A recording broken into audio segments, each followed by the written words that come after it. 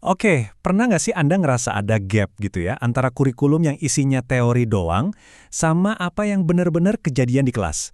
Nah, hari ini kita bakal bongkar jembatan yang menghubungkan keduanya. Apa itu? Ya, bahan ajar. Nah, ini dia nih, tantangan utamanya. Hampir semua pendidik pasti ngerasain ini. Kurikulum itu kan cuma ngasih tahu apa yang mesti diajarin, ya kan? Tapi pertanyaannya, gimana caranya kita bikin materi itu jadi hidup di kelas? Gimana caranya mengubah silabus yang kelihatannya kaku, jadi pengalaman belajar yang seru dan benar-benar nempel di kepala siswa? Yuk kita cari tahu bareng-bareng. Oke, ini dia peta jalan kita.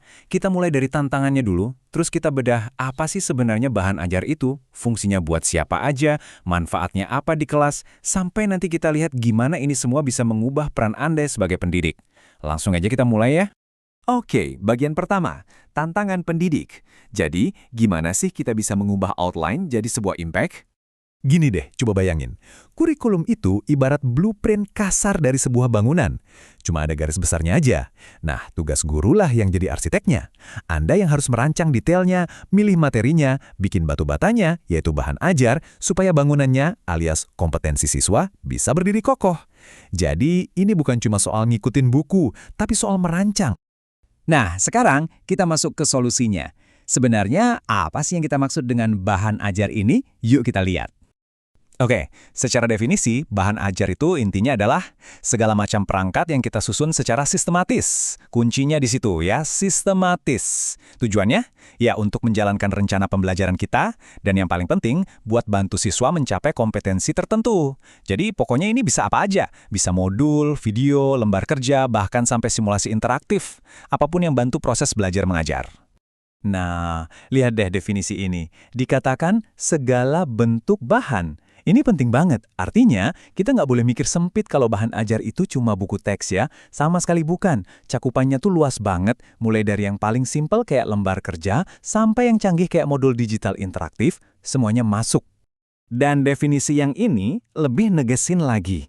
Ada frasa kunci disusun secara sistematis. Jadi ini bukan sekedar ngumpulin materi comot sana-sini ya, bukan. Ini tuh sebuah rancangan yang strategis. Kita mikirin dari awal sampai akhir, tujuannya cuma satu, supaya siswa benar-benar paham dan menguasai kompetensinya secara utuh. Oke, lanjut. Terus gimana cara kerjanya di kelas? Ternyata fungsinya ini dua arah loh, nggak cuma buat guru, tapi juga buat siswa. Lihat deh perbandingannya.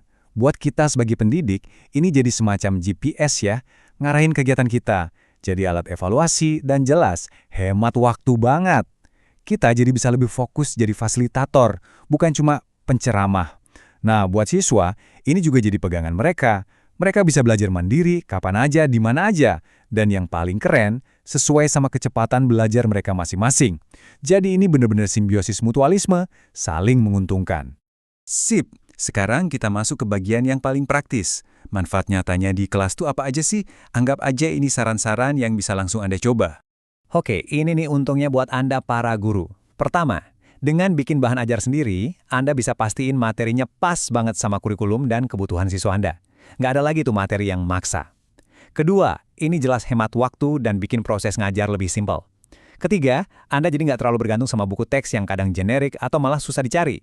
Dan yang nggak kalah penting, ini bisa ngebangun komunikasi yang lebih baik sama siswa, plus jadi aset buat portofolio profesional Anda. Keren kan? Nah, sekarang dari kacamata siswa. Buat mereka, bahan ajar yang bagus itu artinya kegiatan belajar jadi jauh lebih seru dan nggak ngebosenin. Mereka juga punya kesempatan lebih besar buat belajar sendiri, jadi nggak melulu disuapin. Ujung-ujungnya mereka jadi lebih gampang nguasain materi. Plus, mereka bisa belajar dengan fleksibel, dimanapun dan kapanpun. Dan ini nih yang paling berharga, kita menumbuhkan kemandirian mereka. Oke, kita sampai di bagian terakhir. Dan ini menurut saya adalah dampak yang paling dalam, yang paling fundamental. Ini soal transformasi peran Anda. Ini dia intinya. Saat Anda berhasil menciptakan bahan ajar yang efektif, peran Anda itu berubah secara mendasar. Anda bukan lagi sekedar pengajar yang berdiri di depan kelas dan mentransfer informasi. Bukan. Anda berevolusi menjadi seorang fasilitator. Tugas Anda jadi memandu siswa dalam proses mereka menemukan pengetahuan sendiri. Jadi ini bukan lagi cuma soal bikin dokumen atau modul. Ini soal mengubah identitas profesional Anda dan dampak yang Anda berikan. So, sekarang bolanya ada di tangan Anda. Setelah kita bedah semua kerangkanya, coba deh pikirin, Kira-kira alat ajar spesifik apa yang bakal Anda buat selanjutnya?